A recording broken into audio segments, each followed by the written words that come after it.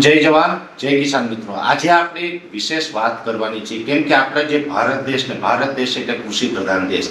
ભારત દેશની જે ટોટલ જનસંખ્યા છે એ લગભગ 140 કરોડ આસપાસ છે. જે 140 કરોડ આસપાસની જે જનસંખ્યા છે એમાંથી 70% જનસંખ્યા છે એ ગામડાઓમાં વસે છે. સાથે 30% જે વસ્તી છે આપણા દેશની એ શહેરોમાં વસે છે. અને અત્યારે જે માઇગ્રેશન થઈ રહ્યું છે, જો આ જ મુજબ માઇગ્રેશન ચાલુ રહેશે એટલે કે ગામડાઓ છોડીને યુવાનો છે શહેર તરફ જશે તો લગભગ 2050 સુધીમાં જે 70% જનસંખ્યા છે એ શહેરોની થઈ જશે, 30% જનસંખ્યા છે એ ગામડાઓની થઈ જશે. ખાસ કરીને શહેરોમાં જઈએ તો ત્યાં પણ બધા જ ખેડૂત પુત્રો છે ત્યાં નોકરી વ્યવસાયમાં બધી જગ્યાએ સફળતા નથી પ્રાપ્ત કરી શકતા.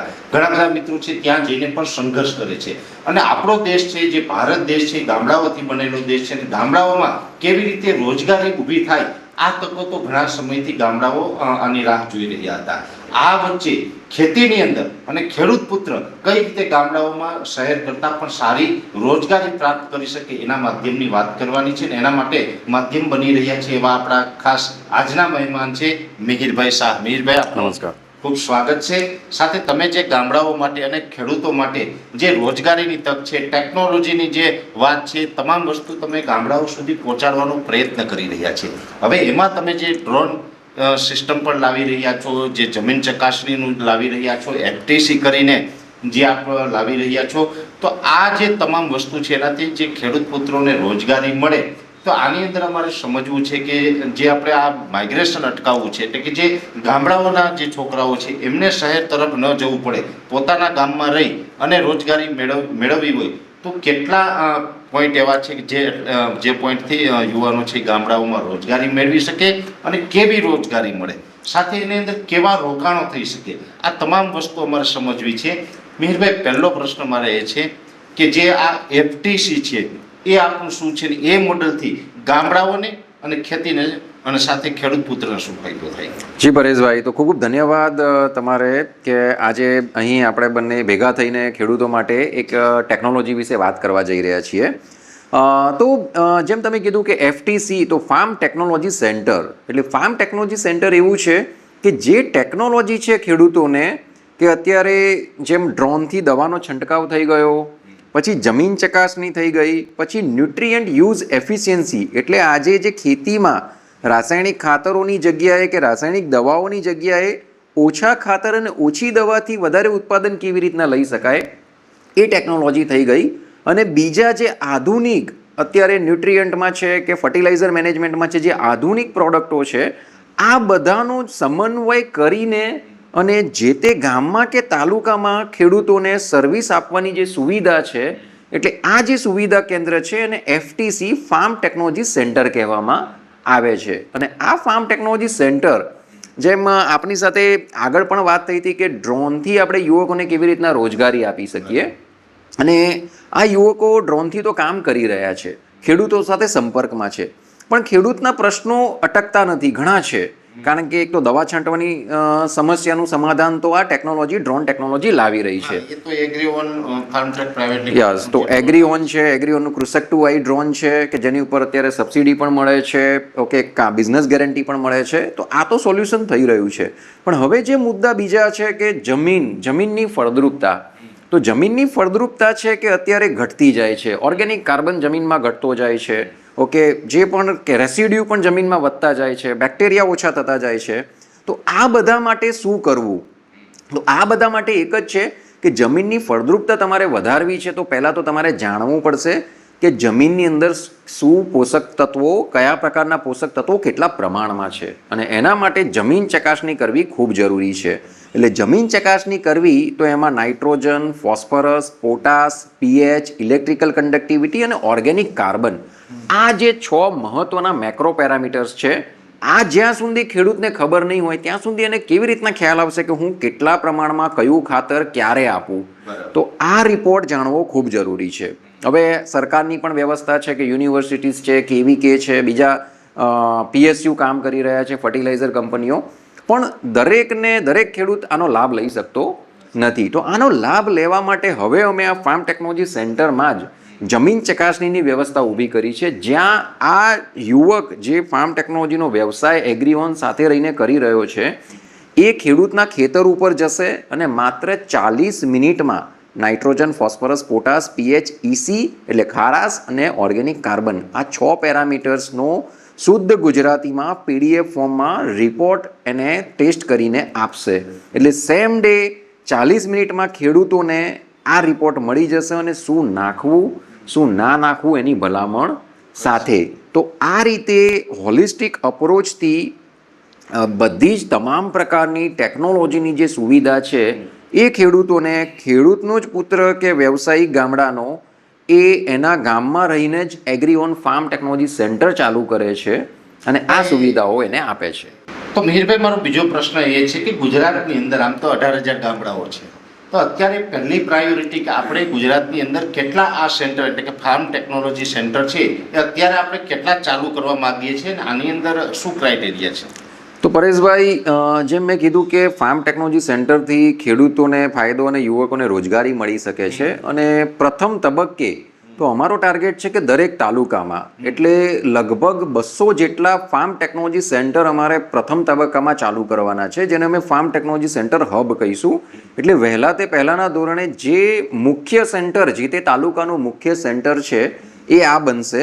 એટલે ગુજરાતના 200 યુવકો કે પહેલાં 200 યુવકોને અમારે આ ફાર્મ ટેકનોલોજી સેન્ટર ચાલુ કરીને આપવા છે કે જેનાથી લગભગ હવે 18,000 ગામડા કીધા તો લગભગ એમાંથી અમે 20-30% ખેડૂતોને આ સેન્ટરથી કેટર એટલે સર્વિસ આપી શકીએ છીએ. અને પછી જો નેક્સ્ટ ફેઝ અમારો છે કે હવે આને ઇવોલ્વ થઈને દરેક ગામડા સુધી પહોંચવાનું છે જ્યાં નાના ફાર્મ ટેકનોલોજી સેન્ટર હશે. ઓકે, કે એનાથી તો અમારો ટાર્ગેટ છે કે પહેલાં 200 અને પછીનો છે કે 4,000 ફાર્મ ટેકનોલોજી સેન્ટર અમારે ગુજરાતમાં ચાલુ કરવા છે. એટલે પહેલાં 200 છે ખૂબ મહત્ત્વના છે. એટલે વહેલા તે પહેલાંના ધોરણે જે યુવકો 10મું ધોરણ પાસ છે કે જેને ખેતીમાં 6 થી 8 કલાક કામ કરવું છે અને ત્યાં બધી જ સુવિધા થઈ ગઈ. જેમ કીધું કે ડ્રોનથી દવાનો છંટકાવ થઈ ગયો, જમીન ચકાસણી થઈ ગઈ, ડ્રોન રિપેરિંગ થઈ ગયું, ડ્રોન સર્વિસ થઈ ગઈ, ટ્રેનિંગ થઈ ગઈ, પછી જે ન્યુટ્રિયન્ટ યુઝ એફિશિયન્સી થઈ ગઈ અને બીજા દવા અને બિયારણ. એટલે આ બધું જ સર્વિસ એક જગ્યાએથી મળવા જઈ રહી છે. અને આ હબ છે એ પછી આ સબ સેન્ટરોને સર્વિસ આપશે અને પ્રોવાઈડ કરશે. તો આ રીતે અમે ગુજરાતના જે 18,000 ગામડા અને જેમ 55 લાખ ખેડૂત છે તો એને રીચ કરવા માટે આ અમારી નેક્સ્ટ 1.5 થી 2 વર્ષની જર્ની ટાર્ગેટ કરી રહ્યા છીએ. જે ફાર્મ ટેકનોલોજી સેન્ટર કોઈ યુવાનોને ગામડામાં ચાલુ કરવું છે તો એમના માટે એનું શું રોકાણ રહેશે, કેવી રીતે ચાલુ કરી શકે, તમારા દ્વારા જ કરવાનું થાય તો એમાં તમારો સંપર્ક નંબર અમે ખેડૂતભાઈને આપી દઈએ છીએ કે એફટીસી એટલે કે ફાર્મ ટેકનોલોજી સેન્ટર જે ચાલુ કરવું હોય તો અત્યારે નંબર દેખાઈ રહ્યા છે એ નંબર ઉપર તમે સંપર્ક કરી શકો. પણ એ સંપર્ક કરે છે એગ્રી ઓન ફાર્મ પ્રાઇવેટ લિમિટેડનું, પછી કોઈ યુવાનોને ગામડામાં ચાલુ કરવું હશે તો એનું રોકાણ કેવું હશે અને અંદાજે વાર્ષિક કેટલી આવક એમાંથી મેળવી શકે છે? તો ખૂબ સાચો પ્રશ્ન છે પરેશભાઈ કે જ્યારે કોઈ પણ વ્યવસાય ચાલુ કરવો છે તેના માટે એક રોકાણ, અને રોકાણ એટલે તમારે જે ઇન્વેસ્ટમેન્ટ કરવામાં આવે છે જે મૂડી રોકાણ છે, તો મૂડી રોકાણ દરેક માટે આસાન નથી. કારણ કે આજે ગામડાનો યુવક છે, 10મું ધોરણ પાસ છે, તે ખેડૂત પુત્ર છે, તો આજે એને રોકાણ કરવું છે તો રોકાણ કરવા માટે એને પહેલો પ્રશ્ન હોય છે કે સાહેબ આટલા પૈસા તો મારી પાસે છે નહીં, હું કેવી રીતના કરી શકું? તો આના માટે ભારત સરકારની યોજના છે એનો અમે એમને લાભ અપાવીએ છીએ અને એમાં એને 90% એટલે જેમ તમે કીધું કે એફટીસીમાં કેટલું રોકાણ થશે, તો એફટીસી સેન્ટર ચાલુ કરવું છે તો ડ્રોન થઈ ગયું. ઓકે, અને ડ્રોન લેવાનું છે, એને સોઇલ ટેસ્ટનું ડિવાઇસ લેવાનું છે જે 1,05,000નું આવે છે. જેમ ડ્રોન 7-7.5 લાખ રૂપિયાનું આવે છે, 7.5 લાખ રૂપિયાનું ડ્રોન થઈ ગયું.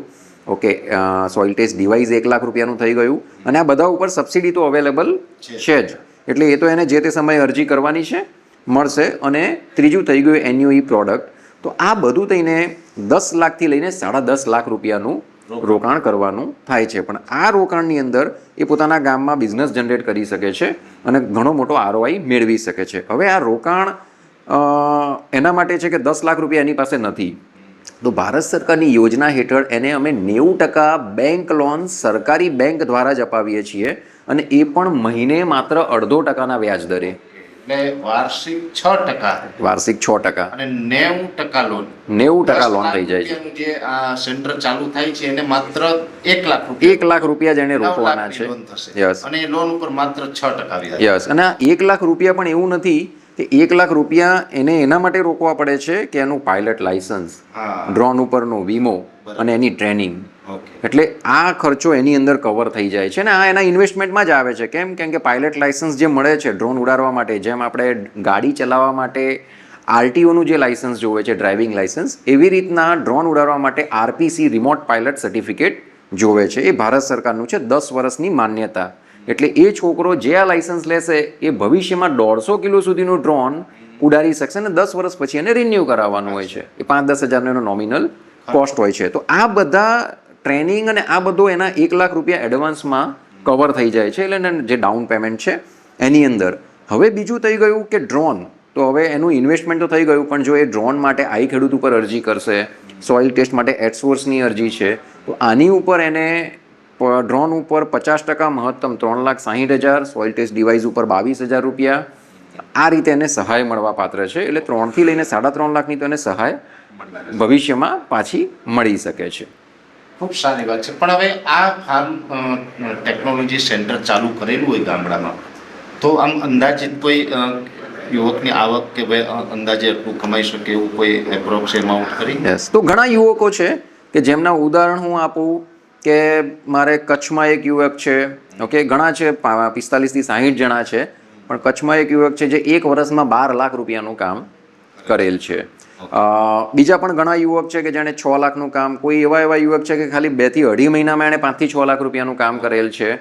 તો જો વ્યવસાય જેને મહેનત કરવી છે એના માટે આવકની કોઈ લિમિટ નથી, બરાબર. તો તમે જેટલી મહેનત કરશો, તમે ખેડૂતોને જેટલી સારી સેવા આપશો, જેટલા ઝડપથી સેવા આપશો, તો તમને ખેડૂત તમારી પાસે સંકળાઈને રહેવાના છે.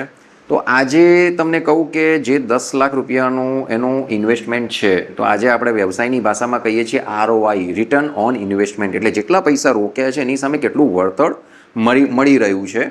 તો જે છોકરો 10 લાખ રૂપિયા વાર્ષિક રોકી રહ્યો છે અને એ પણ બેંક લોન મારફતે, એટલે એનો તો જે ખર્ચો એકચ્યુઅલી આવી રહ્યો છે પરેશભાઈ, એ વ્યાજ દર જ આવી રહ્યો છે. એટલે જે 6,000 રૂપિયા વ્યાજ એ મહિને ભરે છે એ જ એનો ખર્ચો છે. બાકી તો રકમ છે એ કંઈ ઉધારે લાવ્યો છે પૈસા અને બસ એના વ્યાજ 6,000 રૂપિયા. એટલે મહિને 6,000 રૂપિયા એનો વ્યાજનો જે ખર્ચો છે એની સામે ખાલી ડ્રોનથી દવા છાંટવામાં એ મહિનાનું 300 એકર કામ કરે છે. અને એનો જો નફો પર એકરે 200 રૂપિયા પણ પકડીએ તો 6,000 રૂપિયા, 60,000 રૂપિયા તો એ ડ્રોનમાંથી કમાય છે પર મંથ દર મહિને. અને જમીન ચકાસણી કરશે તો જમીન ચકાસણીમાંથી ખાલી એ રોજના 10 સોઇલ ટેસ્ટ રિપોર્ટ પણ કરશે ને તો 2,000 રૂપિયા એમાંથી કમાશે. એટલે તમે વિચાર કરો કે 20 દિવસ જ જો ખાલી એ કામ કરે છે, કદાચ બીજા કોઈ દિવસોમાં બીજા કોઈ રજાઓ રહી કે આ રહી, 20 દિવસે જે કામ કરે છે તો 60 થી લઈને 80,000 રૂપિયાનો નફો ખર્ચો બાદ કરતા, હું નફાની વાત કરું છું, એટલે વાર્ષિક તો એ 15 થી 18 લાખ રૂપિયાની આવક કરી શકે છે. અને એમાં એનો 50% નફો એટલે 5 થી લઈને 8 લાખ રૂપિયાનો નફો એ જનરેટ કરે છે. બીજું મિહિરભાઈ મારે એ જાણવું છે કે આ FTC એટલે કે ફાર્મ ટેકનોલોજી સેન્ટર ચાલુ કરવું છે, તો આ કરવા માટે યુવકોનું એજ્યુકેશન એટલે કે એને કેટલું ભણેલું હોવું મિનિમમ જરૂરી છે? બરાબર છે. તો જુઓ કે આમ તો કોઈ પણ ગામડાનો યુવક જેને કામ કરવું છે આમાં કરી શકે છે, પણ જ્યારે સરકારના પણ કંઈક રૂલ્સ રેગ્યુલેશન છે કે જેમ ડ્રોન ઉડાડવા માટે પાયલટ લાયસન્સની મેં વાત કરી, તો પાયલટ લાયસન્સ લેવું હોય તો ભારત સરકારનો નિયમ છે DGCAનો કે 10મું ધોરણ પાસ હોવો જોઈએ યુવક. એટલે અત્યારે અમે મિનિમમ ક્વોલિફિકેશન 10મું ધોરણ રાખી છે. તો 10મું ધોરણ પાસ હશે તો એને આ પાયલટ લાયસન્સ મળશે અને બાકીનો વ્યવસાય અને FTC ચાલુ કરી શકશે. પણ ખૂબ અગત્યની વાત એ છે કે આજે 10 ધોરણ ભણેલા એટલે બહુ કંઈ કહેવાતું જ નથી આમ તો, બરાબર. અને જ્યારે 10મું પાસ વ્યક્તિ હોય તો મિહિરભાઈ મને જ્યાં સુધી ખ્યાલ છે ત્યાં સુધી ગવર્મેન્ટમાં કોઈ જોબ નથી મળતી, પ્રાઇવેટ કંપનીઓમાં 10 પાસને કોઈ જોબ નથી મળતી, કોઈ જગ્યાએ કોઈ જોબ છે એ મળતી નથી. એ વ્યવસાયમાં પણ જનરલી એટલો બધો ચાન્સ લાગતો નથી. જ્યારે આ FTC એટલે કે જે ફાર્મ ટેકનોલોજી સેન્ટર ચાલુ કરે છે તો 10 પાસ યુવક છે એ પણ સરકારી નોકરિયાત કરતાં તો તમે જે જણાવ્યું એ પ્રમાણે વધારે કમાઈ શકે. જેવી રીતે 50,000 60,000 રૂપિયા દર મહિને જો આનાથી કમાતા હોય છે તો એ 10મું પાસ છે એ જે સરકારી નોકરિયાત જે કમાય છે એમના કરતાં પણ એની આવક વધી જાય છે. એટલે આ તો ખરેખર ગામડાના યુવાનો માટે ખૂબ સારી યોજના કહી શકાય. સાથે સાથે મારે એ સમજવું છે કે કોઈ ગામની અંદર આ જે ફાર્મ ટેકનોલોજી સેન્ટર ચાલુ થાય છે તો એ ગામડાના જે ખેડૂત છે ઠીક છે કે યુવકને તો એક સારી રોજગારી મળી ગઈ છે, ગામડાની રોજગારી ઊભી થઈ છે, એને શહેર નહીં છોડવું પડે, પોતાના ગામમાં રહીને પોતાના પરિવાર સાથે રહીને અને આ જે સેન્ટર ચાલુ રાખી અને એ સેન્ટર ચલાવતા પોતાની નાની મોટી જમીન હશે તો ખેતી પણ કરી શકશે. બરાબર છે. પણ એની સાથોસાથ એ ગામમાં જો આ ફાર્મ ટેકનોલોજી સેન્ટર આવશે તો એ સેન્ટર આવવાથી અન્ય ખેડૂતોને કોઈ બીજો લાભ મળી શકે. તો ખૂબ મહત્વનું છે કે અત્યારે જે ખેડૂતોના પ્રશ્નો પરેશભાઈ મેં જોયા છે, તો જુઓ કે આજે ખેતી છે એમાં શરૂઆત એટલે જમીનની તૈયારીથી માંડીને હાર્વેસ્ટિંગ એટલે કાપણી સુધીની જે જર્ની છે એ સરળ નથી.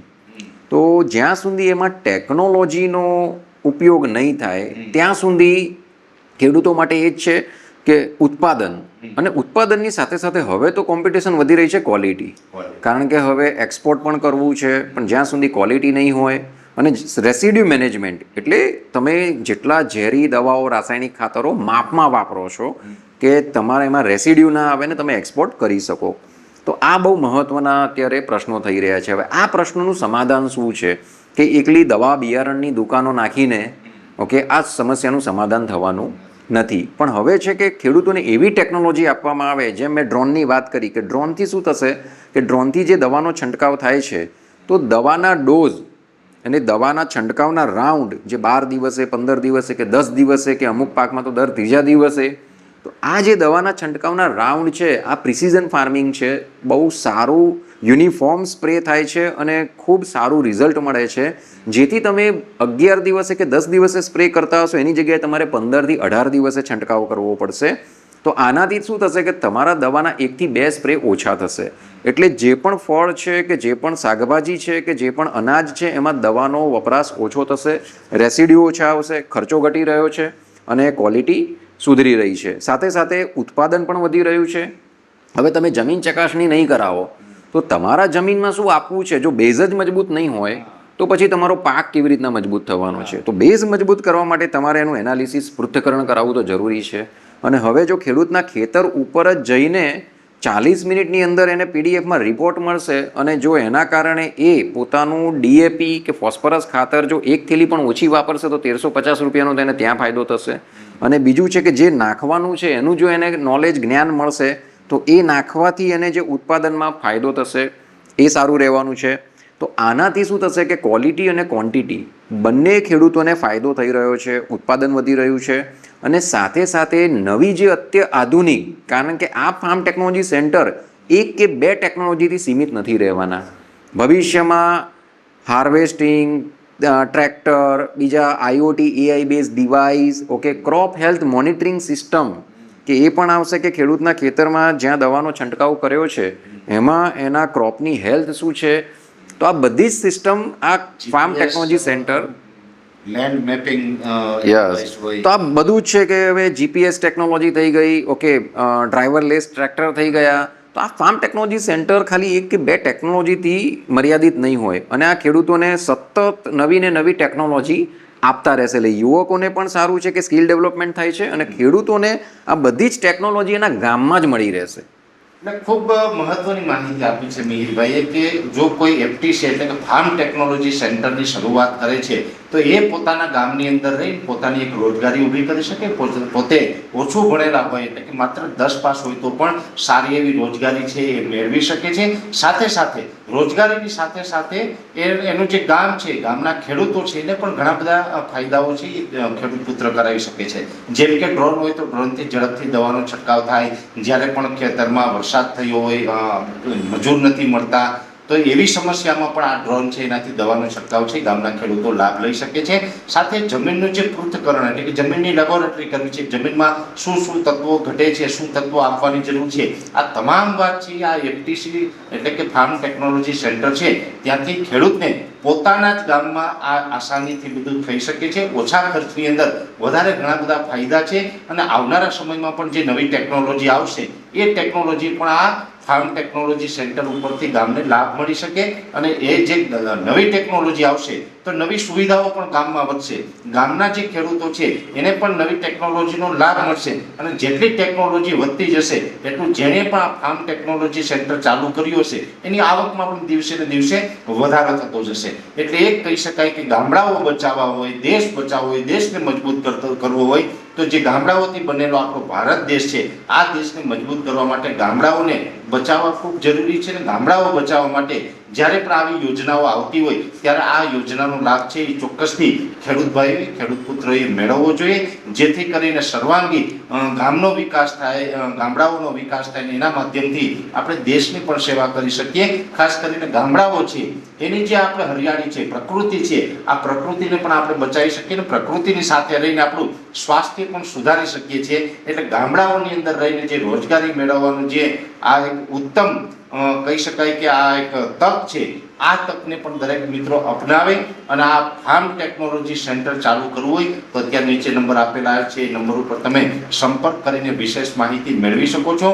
ઓછા રોકાણની અંદર ઓછું ભણેલા હોય છતાં પણ આપણા ગામની અંદર જો આવી ટેકનોલોજી આવશે તો ટેકનોલોજીને કારણે સેન્ટર ચાલુ કરશે એમને તો ફાયદો થશે, સાથોસાથ ગામના તમામ ખેડૂતોને ફાયદો થાય આવી એક યોજના છે. મને આ ખૂબ સારી યોજના લાગી, જેથી કરીને આપણે મિહિરભાઈ સાથે ચર્ચા કરીને, મિહિરભાઈ છે એ એગ્રીવન ફાર્મ ટ્રેક પ્રાઇવેટ લિમિટેડના ફાઉન્ડર છે અને આવી સારી યોજના છે આપણા દેશ માટે લઈ આવ્યા છે. એટલે મિહિરભાઈ ખૂબ ખૂબ ધન્યવાદ, આભાર. ધન્યવાદ પરેશભાઈ.